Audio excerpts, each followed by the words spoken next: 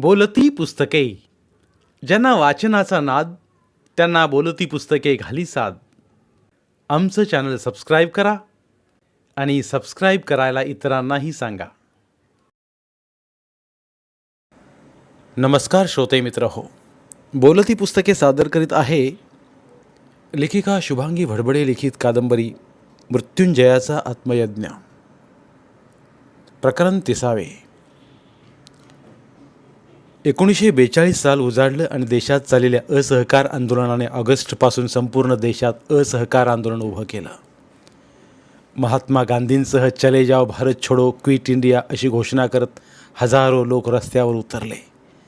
उत्स्फूर्तपणे गावागावातून जनआंदोलन सुरू झालं. सेवाग्रामला झालेल्या बैठकीत जनआंदोलनाचे नियम आणि सर्व अधिकार महात्मा गांधींकडे सोपवण्यात आले. 8 ऑगस्टला मुंबईला भारत छोडो हा ब्रिटिशांना इशारा देण्यात आला आणि आंदोलनाची देशव्यापी चळवळ सुरू झाली. ब्रिटिशांचं धरपकड सत्र सुरू झालं आणि 9 लाख लोकांनी स्वतःला अटक करून घेतली. तात्या विचारात पडले. छोडो भारत हे गांधीजींचं आंदोलन खरंच यशस्वी व्हावं असं वाटत तर नाही. छोडो भारत आंदोलनाची परिणिती तोडो भारत ह्या प्रकारात झाल्याशिवाय राहणार नाही असं त्यांचं मन सांगत होतं. मनातून ते संशय होते. आज भारताच्या स्वातंत्र्यासाठी संघटित होऊन लढा देणारे हिंदू मुसलमान खरंच एकत्र राहतील का? अनेक वर्षे ब्रिटिश सरकार ही मुस्लिम तुष्टीकरणाचा प्रयत्न करीत आहे. या स्वातंत्र्यानंतर मुस्लिम तुष्टीकरण महात्माजी आपल्या स्वभावानुसार करणार असतील ते खूप महागात पडेल असं त्यांना आतून वाटत होतं. आणि याला सबळ कारण होतं क्रिप्स मिशन, ब्रिटिशांनी भारतासाठी पाठवलेलं मिशन. स्टॅफोर्ड क्रिप्स या शिष्टमंडळाचे अध्यक्ष होते. त्यांचा उद्देश होता, महायुद्ध सुरू झालंच होतं. 1857 मंगल पांडेसारख्या एकाने आवाज बुलंद केला नसता तर हिंदी सेना पूर्णतःच ब्रिटिशांच्या चरणी विनम्र होती. एकीकडे असहकार आंदोलन आणि दुसरीकडे सुभाषचंद्र बोस यांची आझाद हिंद सेना. आणि स्वातंत्र्य उग्र रूप धारण करणारे हिंदू महासभा आणि क्रांतिकारी यांनी ह्यावेळी स्वातंत्र्य लालसा आणि स्वतंत्रता हे एकमेव ध्येय मानलं होतं.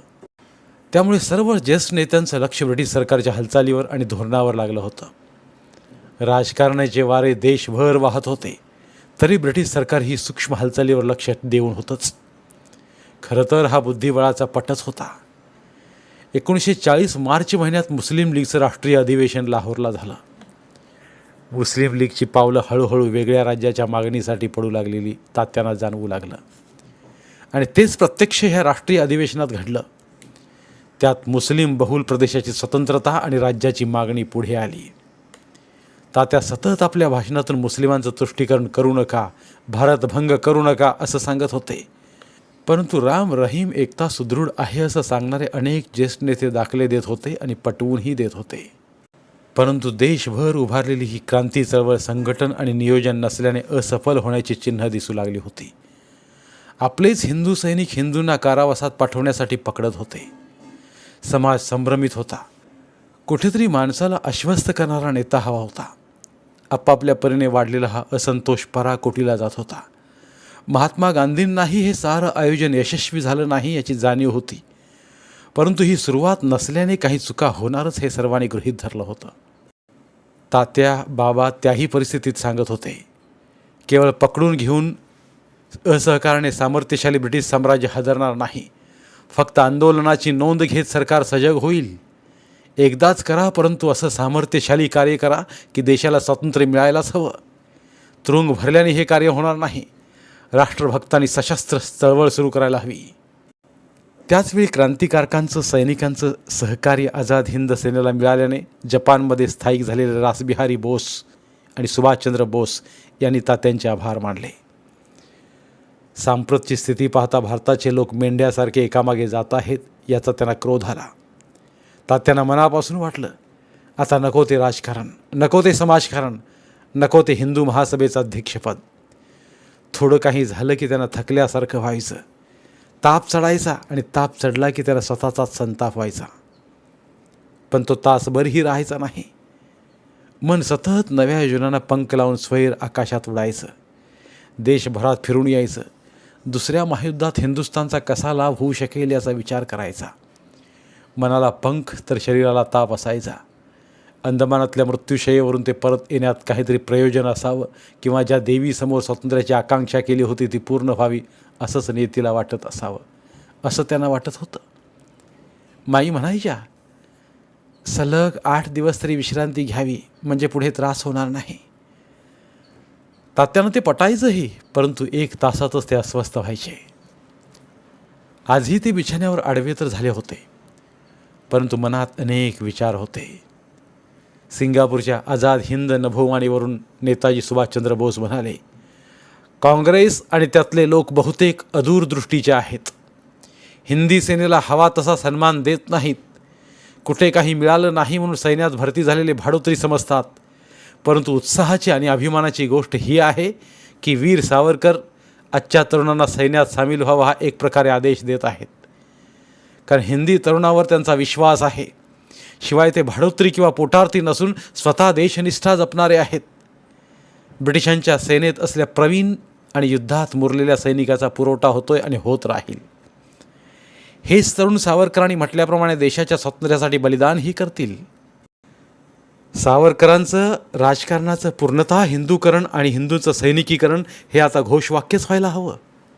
हिंदू महासभेचं अध्यक्षपद त्यांच्या प्रिय मंडळाच्या आग्रहाने स्वीकारलं तेव्हा ते म्हणाले, युवकांनो, मन सुदृढ आहे, देहही सुदृढ आहे, परंतु कमालीचा थकवा येतो. अति झालं तर ताप येतो, मग पुन्हा थकवा. आता पुढे आम्हाला आमंत्रित करू नका. तात्या, श्वासात श्वास आहे तोवर तुम्हाला मनशांती नाही. तुमची वाणी अस्खलित आहे, ओघवती आहे. स्वराष्ट्र आणि स्वराज्य याचा इतका सखोल अभ्यास आज कुणाचा नाही. तुम्ही घरी राहिलात म्हणून तुम्ही स्वस्थ राहाल का अस्वस्थ राहाल? तात्यांचं स्वदेश प्रेम सर्वांना माहीत होतं. ते काही बोलले नाहीत. त्यांच्या चेहऱ्यावर हसू उमटलेलं त्यांना दिसलं आणि आलेले युवकही प्रसन्न झाले. ते गेल्यावर माई म्हणाल्या, आपल्याला आम्ही काही सांगावं असं नाही. तोडाफोडा हे हिंसक वातावरण सर्वत्र आहे. त्यात ताप येऊन अशक्तता आली. अशावेळी त्या युवकांना स्पष्ट नकार द्यायला हवा होता तुम्ही.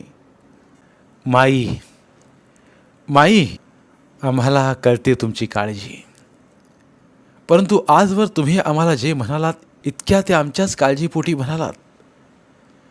परंतु सांगा, आपली काळजी करावी की स्वराज्य आणि हिंदुस्थानची स्वतंत्रता याची काळजी करावी? आम्ही घरी राहिलो तर एक क्षणही स्वस्थ राहणार नाहीत तुम्ही, याची आम्हाला पूर्ण जाणीव आहे. जरा आमचंच चुकलं तुमचंही नाही आणि आमचंही नाही. जीवाची तळमळ केवळ भारताचं स्वातंत्र्य आहे आणि ते आता दृष्टिक्षेपात येऊ पाहतंय.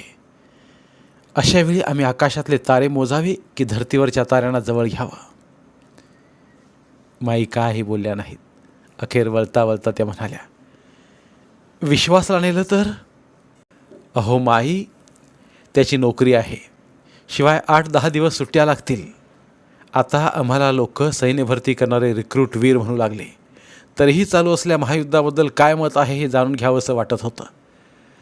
व्हाईसराय लिनलिथगो यांनी तात्यांची भेट घेतली. त्यावेळी तात्या म्हणाले, हे जे युद्ध चालू आहे आणि त्या युद्धात जी दोस्त राष्ट्र उतरली आहेत ती राष्ट्र केवळ स्वराष्ट्र संरक्षणासाठी लढत आहेत. त्यात विश्वव्यापी मानवी संवेदना किंवा नैतिक सदिष्ठान नाही, केवळ आहे तो स्वसंरक्षण. सरकार हिंदुस्थानच्या सहकार्याची अपेक्षा करत असेल तर त्यांनी भारताच्या स्वातंत्र्याची मागणी करायला हवी.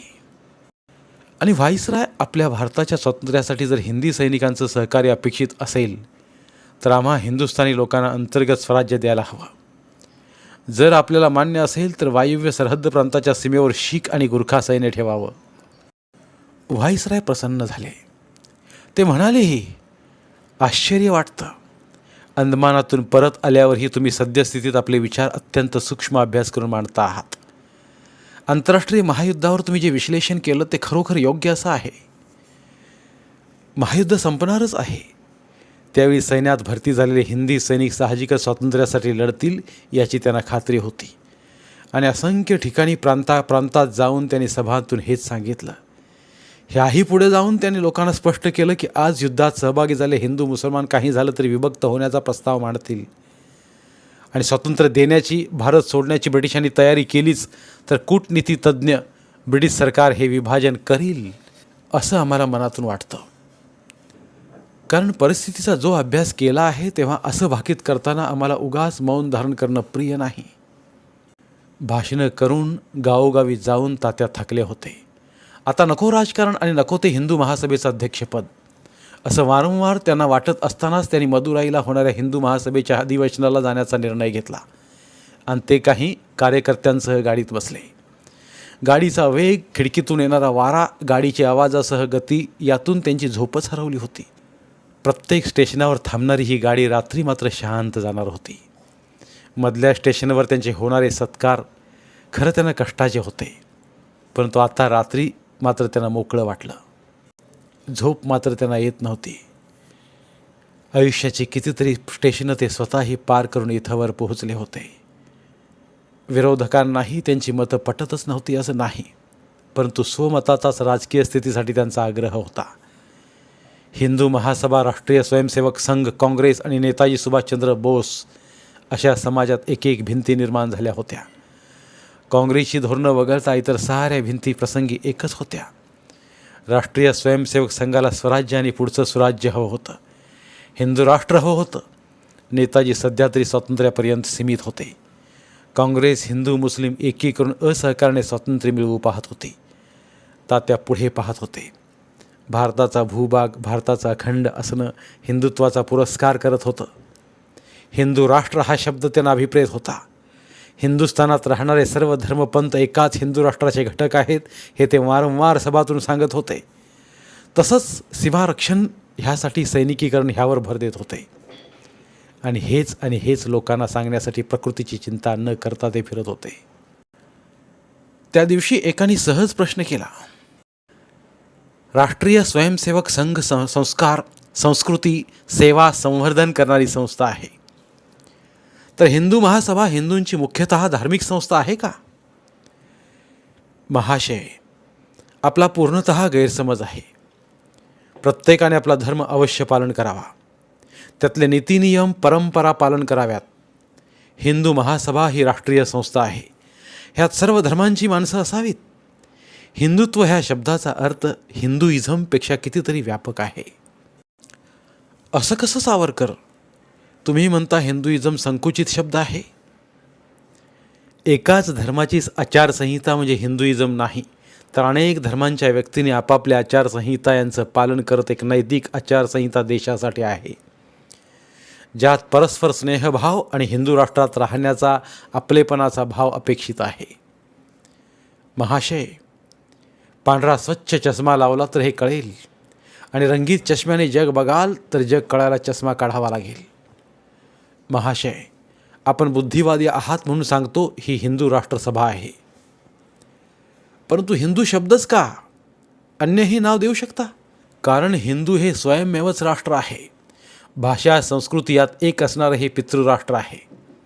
इतकी प्राचीन वैचारिक संपदा असणारे संशोधक, सर्व शास्त्रांचे उद्गाते, विज्ञानाचे प्रणेते ऋषीमुनी अन्य देशाला मिळालेले नाहीत. शिवाय सिंधू नदीच्या काठावर बसलेली संस्कृती इसवी सन पूर्वी हजारो वर्षे आधीची आहे. आपण वाचतो इतिहासात पहिलं पान तेव्हा शेकडो वर्षांचा काळ व्यतीत झाला असतो. सावरकर, मला हे पटत नाही असं नाही. पटणं न पटणं याचा प्रश्नच नाही महाशय.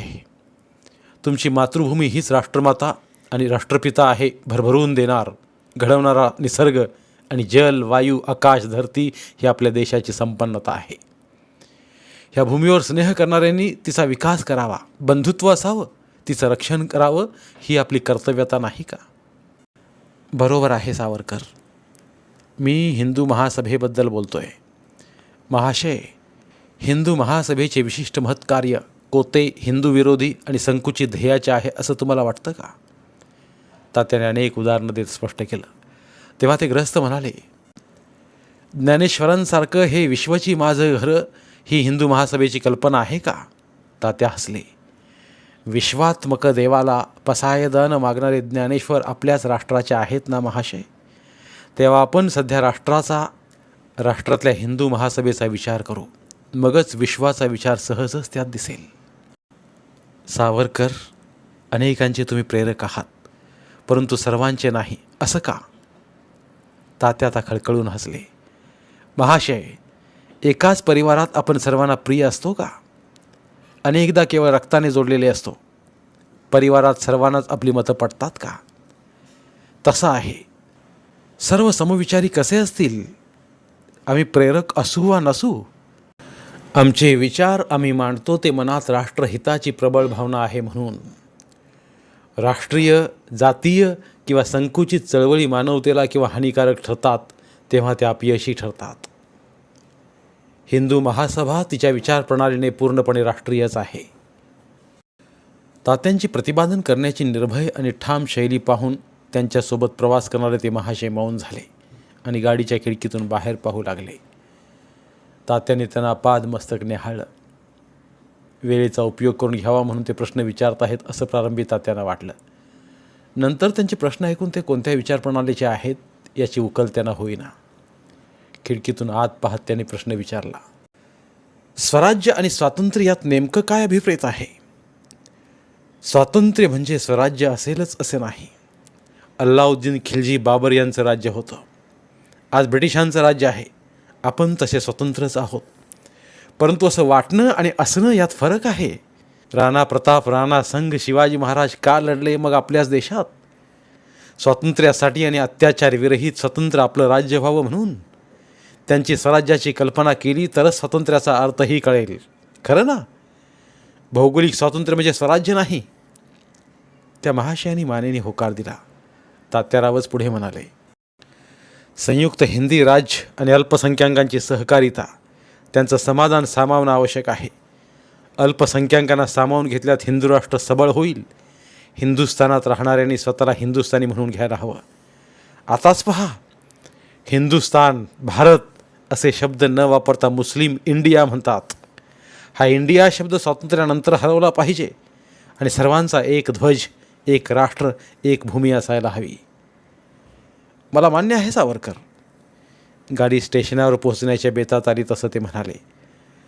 सावरकर नमस्कार. मी सुरेंद्र सिंग. आपल्या बोलण्यातून ती तळमळ, विद्वत्ता, अभ्यास, प्रचुरता दिसली, त्याने मी प्रभावित आहे. मी नक्की हिंदू महासभेत येईन. चालेल ना? ते सावरकरांच्या चरणाशी वाकले. तात्याने त्यांना हृदयाशी धरलं. त्यांचे डोळे पाण्याने भरून आले. युद्ध संपताच ब्रिटिश शासनाला रामराम करत ब्रिटनला परत जावे, अन्यथा हिंदी सेना आता स्वस्थ राहणार नाही, अशी तार तात्यांनी पंतप्रधान विन्स्टन चर्चिल यांना पाठवली. त्याचवेळी अमेरिकेचे अध्यक्ष रूझवेल्ट हेही भारताला स्वातंत्र्य द्यावे ह्या विचाराचे होते आणि त्यांनी तसं पंतप्रधान चर्चिल यांना कळवलं होतं.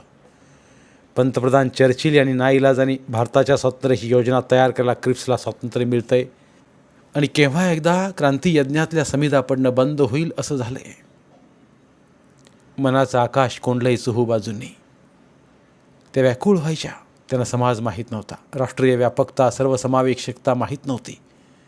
परंतु स्वातंत्र्य देवीला कडे कोट बंदोबस्तात ठेवली तर भक्तांचं मन किती विदीर्ण होऊ शकतं याची जाणीव होती.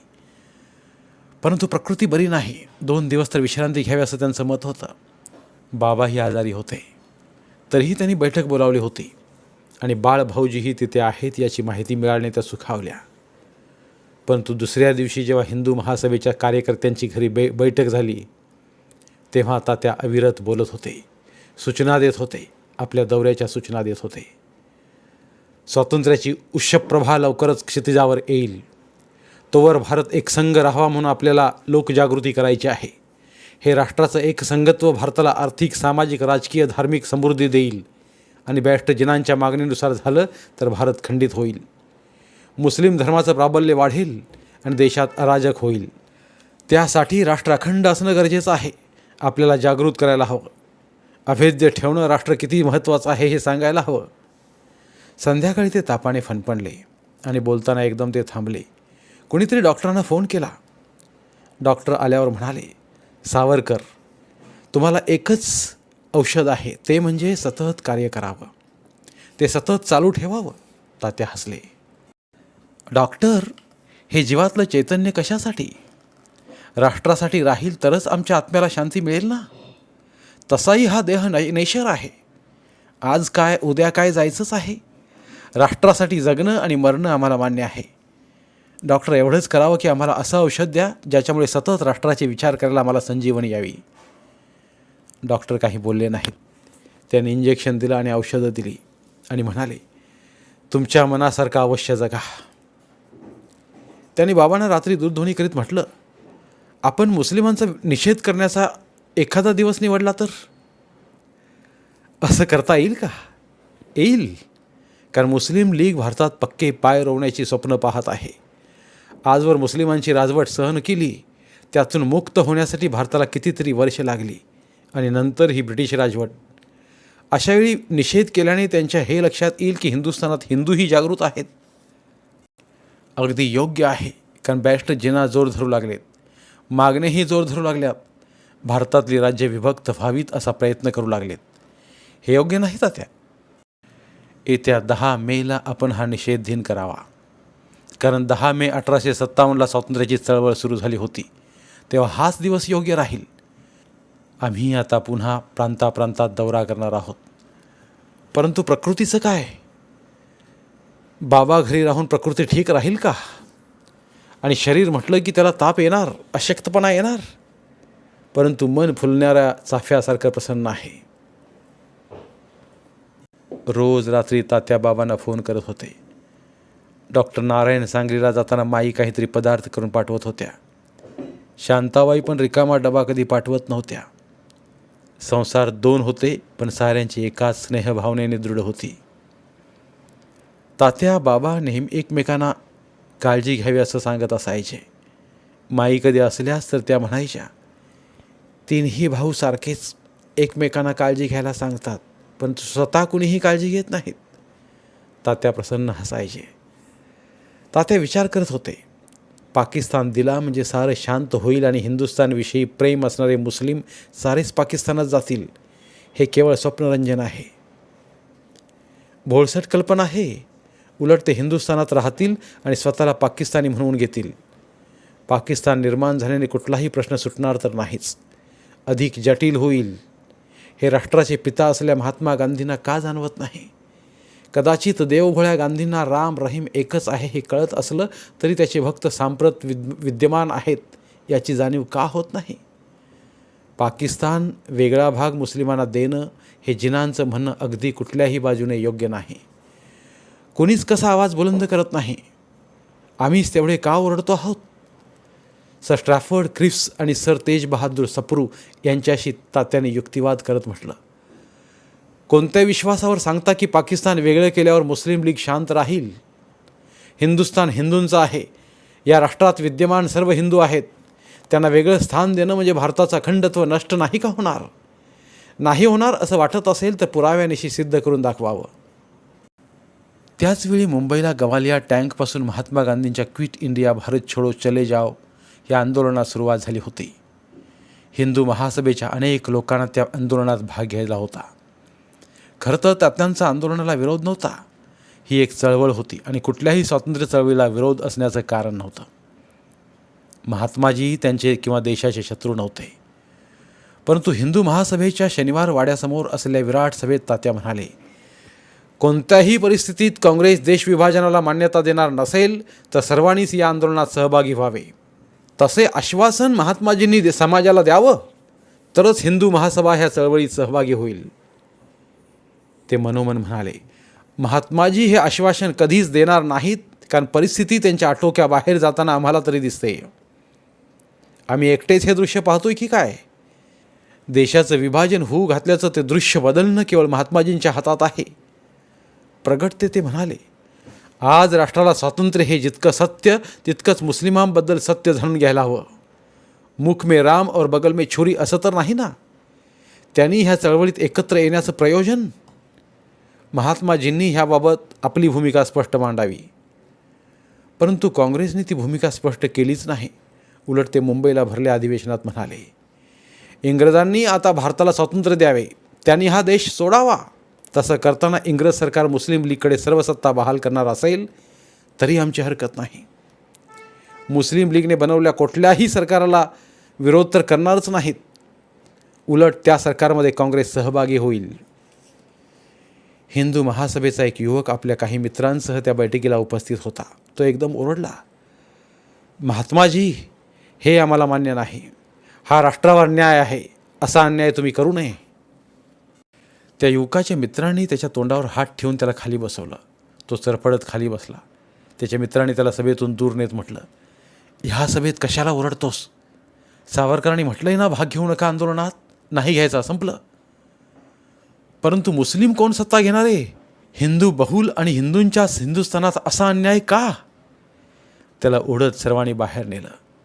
9 ऑगस्टला महात्माजी भारत छोडो चळवळीविषयी बोलणार होते.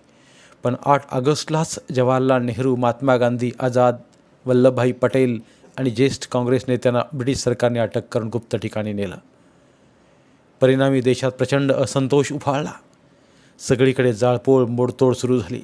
सरकारी मालमत्तेचा विध्वंस सुरू झाला. काँग्रेसचे अनेक कार्यकर्ते भूमिगत झाले.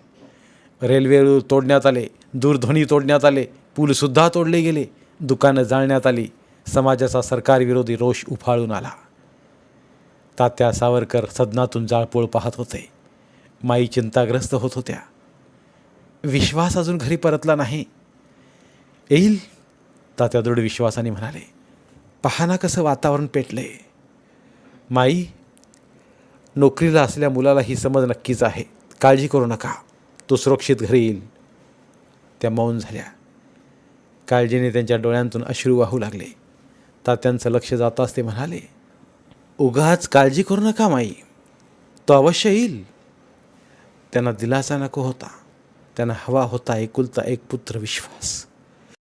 त्या न बोलता खालच्या मजल्यावर गेल्या. नारायण काहीतरी लिहित होते. त्या म्हणाल्या, बाळभाऊजी, बाहेर सर्वत्र जाळपोळ, धरपकड चालू आहे.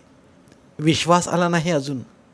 काहीही चिंता करू नका, तो सुखरूप येईल. खरंच ना भाऊजी? हो माई वहिनी, तो येईल. सांगलीला असंच धरपकड सत्र चालू आहे. बाबा सांगलीत आहेत. ते थांबले. शांताबाई विक्रम आहे, परंतु ते सर्व ठीकच असणार. परंतु लोकात असंतोष उसळून आला आहे. यातून स्वातंत्र्याची उर्मी उसळून आली या. ते बोलत होते. माईने मनातल्या मनात देवाला प्रार्थना केली. देवा, विश्वास सुखरूप असू दे. तात्या मनात म्हणत होते, युद्धाप्रमाणेच या देशव्यापी आंदोलनासाठी योजनाबद्ध नियंत्रण हवं होतं. शिवाय स्वातंत्र्यासाठी एकत्र येणारे मुसलमान उद्या देश विभक्त केल्याशिवाय राहणार नाहीत याची खात्री पटली. महात्माजी नकळत मुस्लिम लीगचा पुरस्कार करताहेत की त्यांच्यावर दबाव मुस्लिम लीग आणते हे कळायला मार्ग नव्हता. राष्ट्रपित्याने आपल्या घराची वाटणी करताना विवेक नको करायला? भारत मातेचं मंदिर तोडायला निघालेले आपलेच राष्ट्रपिता यांना काय म्हणावं ते विचारत असताना विश्वास आला. माई कुठे तात्या?